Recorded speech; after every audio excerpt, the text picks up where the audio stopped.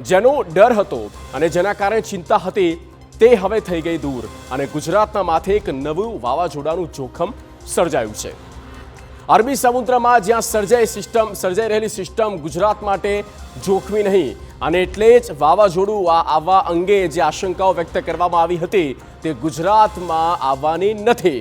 હાલમાં દરિયામાં low pressure system સર્જાઈ છે અને આ વેલમાર્ક લો પ્રેશરને કારણે મહારાષ્ટ્ર અને કોંકણમાં ત્યાં વરસાદ થશે।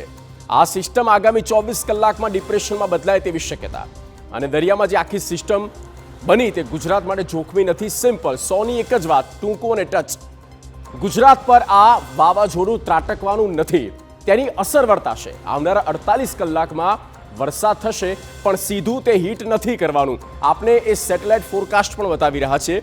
દરિયામાં જ્યાં તોફાની સિસ્ટમ 24 મે એટલે કે આવતીકાલનું પ્રિડિક્શન જે છે તે શું કહી રહ્યા છે તે જુઓ। આ એ નકશો છે, આ એ ઇમેજ છે અને જ્યાં એ પિંક કલરની અંદર જે વ્હાઇટ એરિયાઝ આપણે દેખાઈ રહ્યો છે તે છે તેનું કેન્દ્ર બિંદુ, એપી સેન્ટર કહી શકીએ આપણે એને।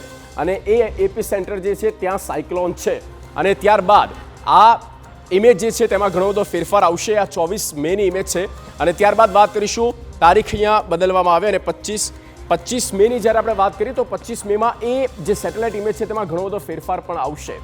એટલે કે એ સાયક્લોન જે છે તે આગળ વધશે અને પૂર્વ તરફ ફંટાઈ ગયું છે। આ એક મોટી વાત છે કે પૂર્વ તરફ તે ફંટાઈ ગયું છે એટલે સીધી રીતે તે ગુજરાતમાં હિટ નથી કરવાનું પણ તેના કારણે, તેના પ્રભાવના કારણે ભારે વરસાદ આવશે।